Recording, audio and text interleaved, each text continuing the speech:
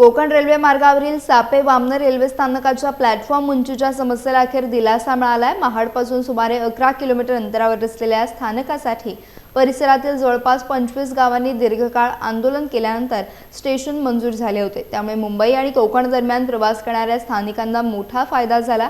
मात्र या स्थानकावर केवळ एकच प्लॅटफॉर्म असून त्याची उंची अत्यंत कमी, साधारण अर्धा फूट असल्यामुळे प्रवाशांना चढताना आणि उतरताना मोठी कसरत करावी लागत होती। या गंभीर समस्येकडे सापे वामने नडगाव शेतकरी बहुविकासीय सामाजिक संस्थेने सातत्याने लक्ष वेधले। रेल्वे प्रशासनाकडे वारंवार पाठपुरावा करण्यात आला। अखेर मंत्री भरत गोगावले यांनी हा विषय गांभीर्याने घेत पुढाकार घेतल्यामुळे प्लॅटफॉर्म उंची वाढवण्यासाठी तब्बल 1,60 लाख रुपयांचा निधी मंजूर करण्यात आला। या निर्णयामुळे स्थानिक प्रवाशांना मोठा दिलासा मिळणार असून ग्रामस्थांमध्ये समाधान व्यक्त केले जात आहे। आता लवकरच प्रत्यक्ष कामाला सुरुवात होण्याची अपेक्षा व्यक्त होतीये। चढ उतर होते आणि म्हातारी माणसं, वयस्कर माणसं त्यांना कुठला प्रवास करता येत नाही।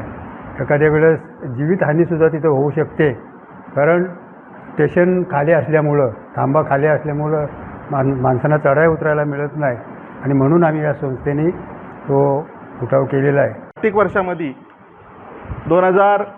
एप्रिल 2026 ह्या तारखेला आमच्या सापे वामने रेल्वे स्थानकाला उंची वाढवण्याची मागणी मिळाली आणि जवळजवळ कोकण रेल्वेने 1,60 लाखाचं काम म्हणजे आर्थिक निधी मंजूर केलेला आहे। निविदा प्रक्रिया चालू आहे आणि ते निवेदन घेऊन त्यांना अर्ज केला की बाबा हे आमच्या महाड तालुक्यातील एक सापे वामने रेल्वे स्टेशन आणि माणगाव तालुक्यातील गोरेगाव स्टेशन, तर पहिलं प्राधान्य गोरेगावला दिलं आणि दुसरं आता आम्हाला दिलं।